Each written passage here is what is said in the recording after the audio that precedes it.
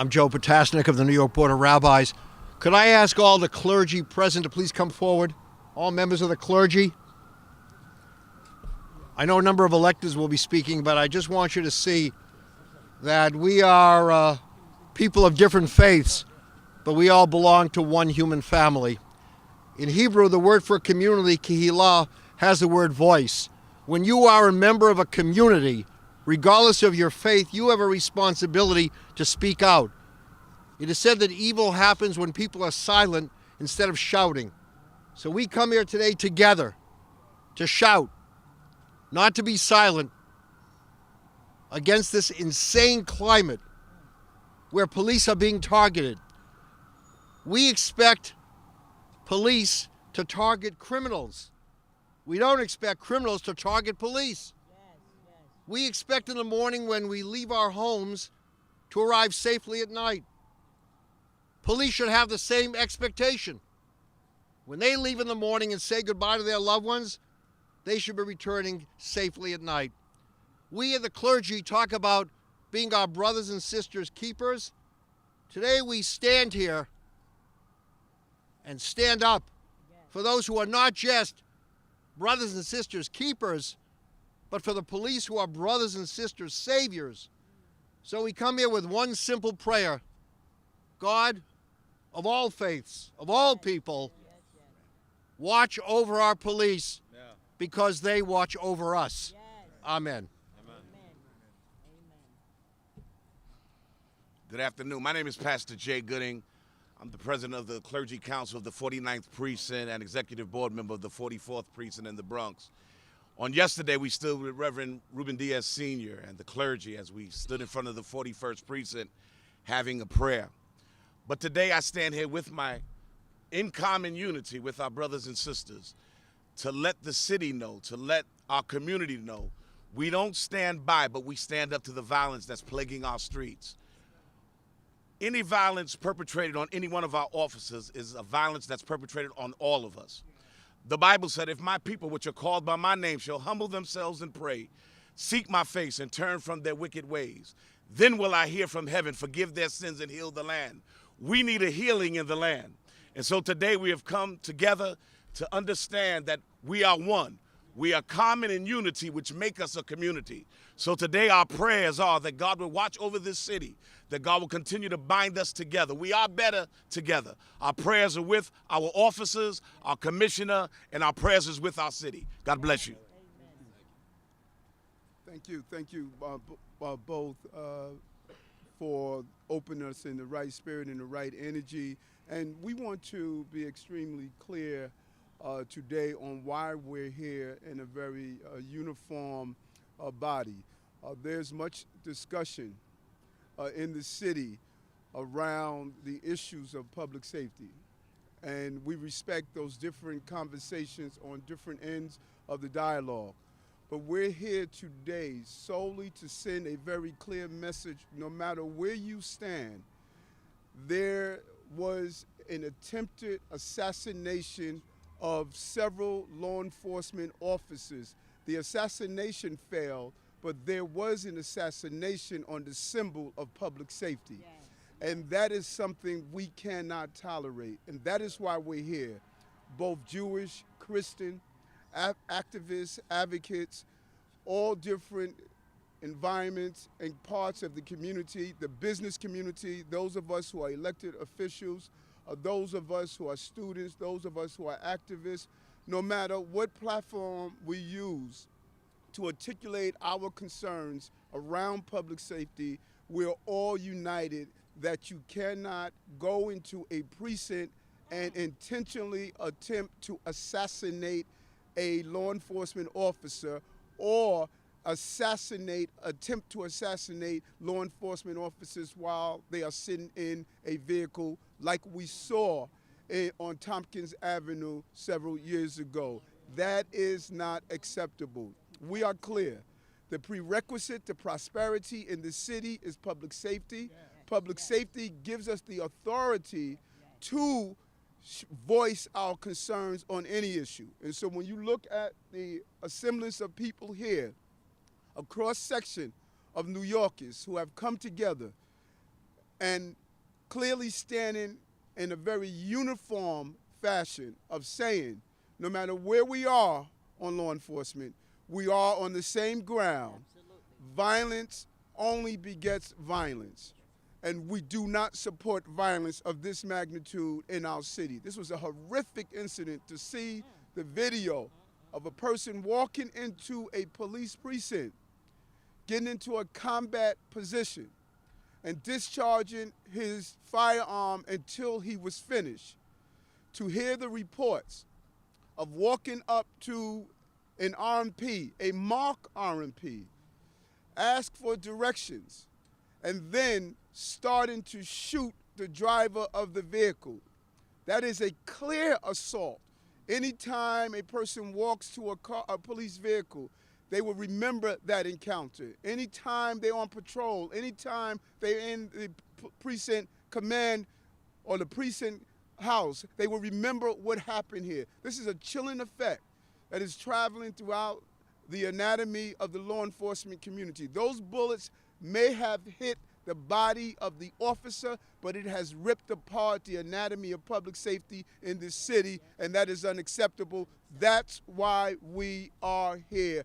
There is no space between law-abiding New Yorkers and the men and women who are responsible for protecting the city of New York. That's the message we want to send the men and women in the building behind us. And so we want to call on those who are here so they can briefly share, because we believe that we should hear from many of our leaders that are here. Just as we came together after Officer Wenjian Liu and Rafael Ramos were shot and assassinated in 2014, I still remember the loss of Robert Venable, one of my dear friends. We were on our way to travel across seas together, and I was on my way to his house when the police pulled up and told me that someone took his life.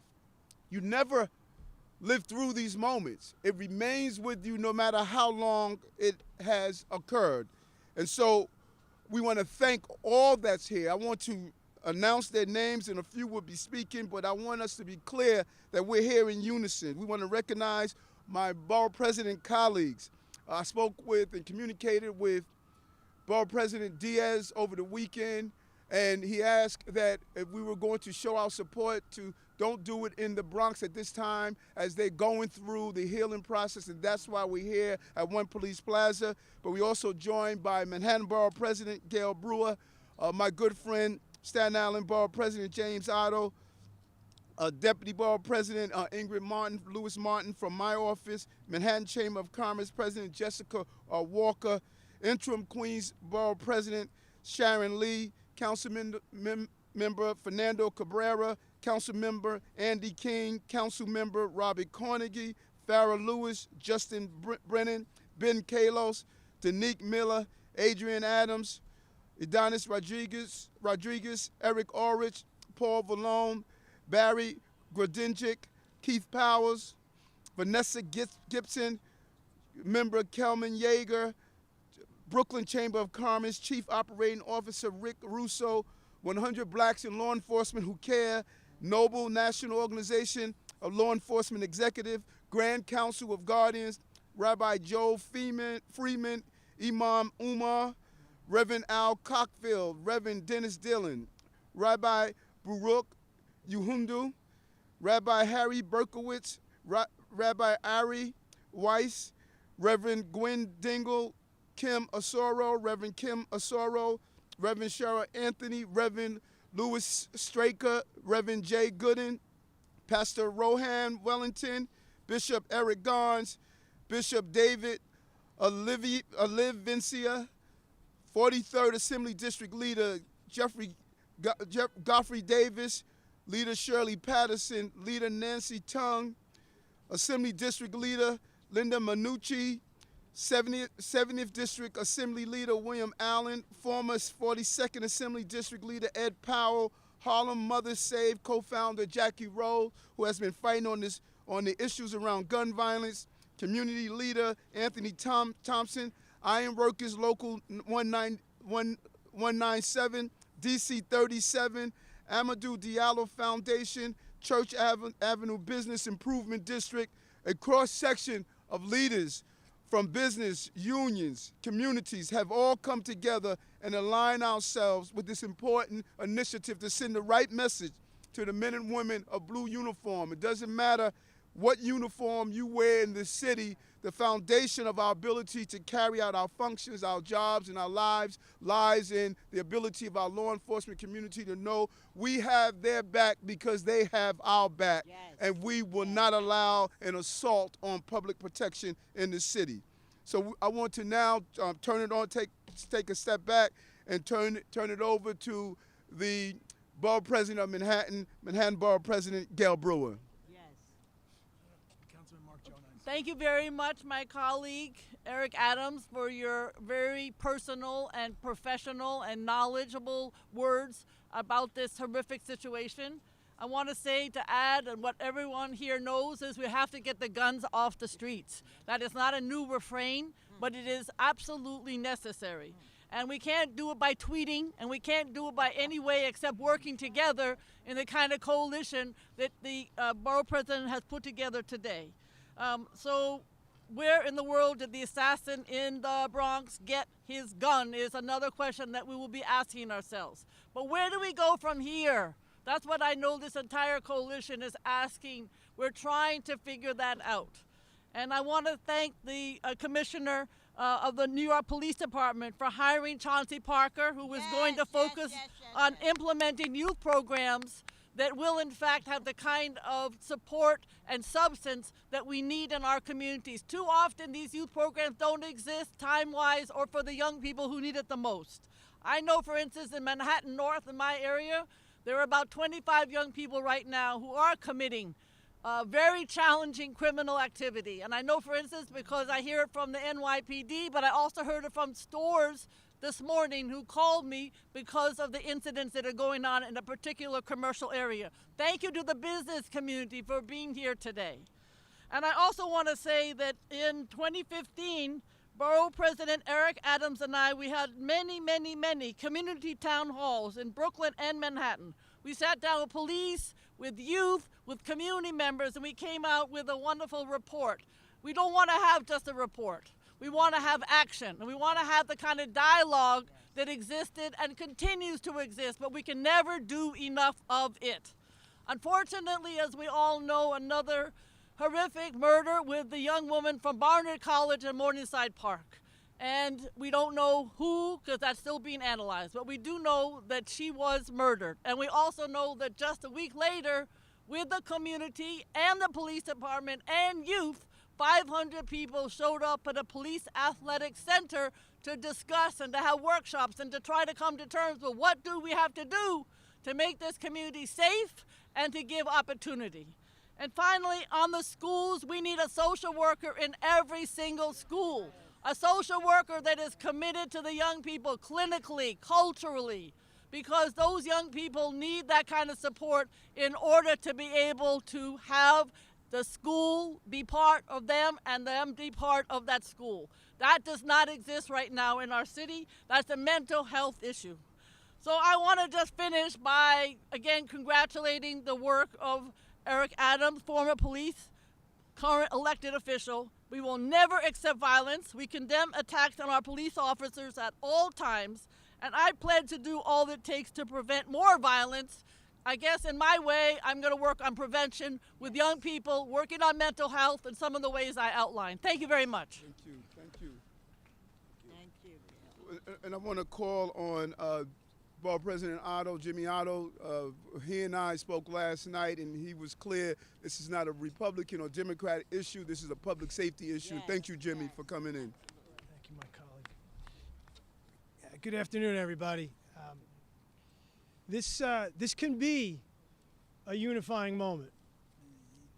Even in this hyper-opinionated age, even in this time when dialogue and discourse and discussion seems unattainable, even in a space where empathy and humility and gratitude often seems devoid, this can be a unifying moment. Even in a period of time when the ability to listen is so rare.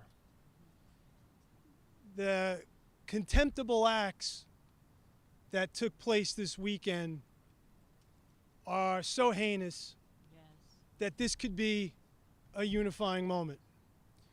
We can seek reform. We can demand the very best NYPD out there, but this can be a unifying moment. As the borough president, I have the privilege from time to time of speaking to the new class of NYPD rookies that will work on Staten Island. And although I've never worn the uniform, I talk to them as a fellow public servant, and I talk to them about the covenant we have with the community and the responsibility that we have to the community. But these days, I find myself talking as much about self-care to these young cops as I do about anything else.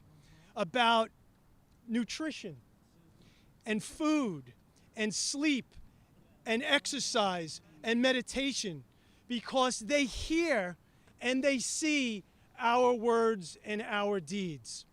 So my plea to everyone, regardless of where we stand on particular issues, is to understand that each of us, to varying degrees, even the little old borough president from Staten Island, has a platform to use. And people hear our words and people see our deeds. So today, let's be united in letting the NYPD know that we have their back. Absolutely. And I want to thank my colleague Eric Adams. He has a unique perspective on this because he actually did put on a uniform. Yes. He actually did walk a beat. Yes. And I appreciate him reaching out, bridging the gap of water between Brooklyn and Staten Island, and bringing this really interesting group of New Yorkers together to use our platform in the right way. Thank you. Thank you. Yes. Thank you. Thank you. Do we have the Queensborough president, acting Queensborough? So I think it's important to hear from the Bronx. We have Councilman Fernando Cabrera that's here. Councilman.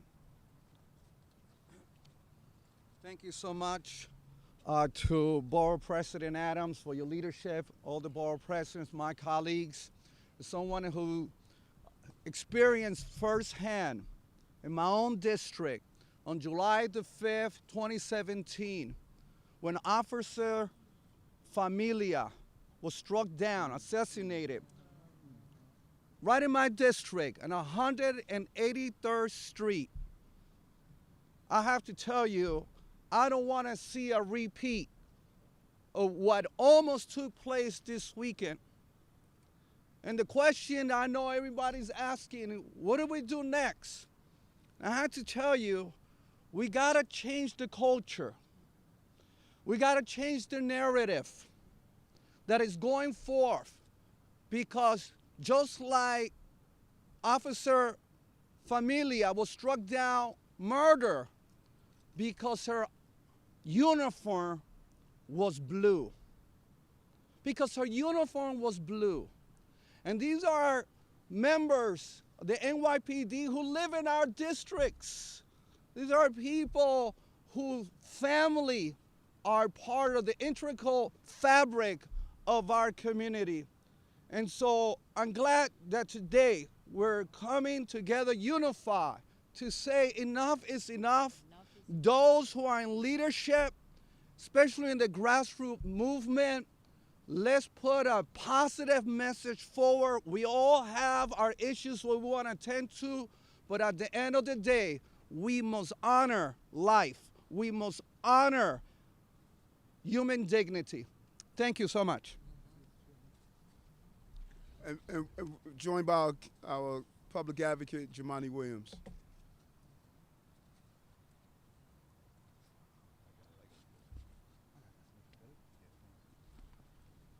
Good afternoon, everyone. Good afternoon. I want to also thank Eric for all of his service and bringing us together. My hope is that police officers who are watching today can see the array of voices all across the city and know that we support you. It's not just words. No matter what we say about reforms, no matter what we say about trying to make police better, they should not be misconstrued for anything other than what's best for this city and supporting the men and women who wake up every single day to do a good job with the community. Absolutely. Reject anyone who tells you otherwise. You see us all here. Life is precious. There is no one who can do anything but condemn with the strongest language anyone who goes and tries to amateur shoot a police officer. That makes absolutely no sense at all. And many other officers in those precincts look like the people they are working for. But I also have to say, I've been to way too many funerals in the past 10 years as a council member and public advocate. And I have to tell you the pain that I've seen on the faces of people who lost loved ones as police officers. I see their faces now as they're crying and hurting. Look just like the pain of the families of people who've lost their life to gun violence and police violence. That pain looks the same. So we all should be united around that pain for all those groups of people. And so what I'm pleading for is for anyone that has any kind of voice that people listen to, including our union leaders. Let us be responsible as we move forward on these conversations, because people are listening to our words. We can discuss reforms and better policing and honor our police officers at the very same time. And creating that false tension is dangerous. So I'm asking everyone with a position, please be responsible. Anytime reforms are mentioned in the past 10, 20 years, the worst is going to happen. It has not. It has not. I'm so angry when I see anyone dying, and of course our police officers who have been ambushed, who have killed in line of duty, and who are committing suicide. There are many things we have to talk about. And now is a leadership moment to see where the true leaders are, to bring us all together at an adult table to have a conversation. And I thank God that those officers survived. Yes, yes. Thank you. Thanks a lot, brother.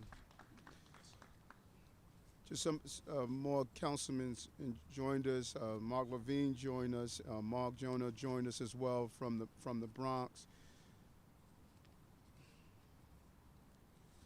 Want to bring on some of our community leaders as well. I think it's important to hear from them.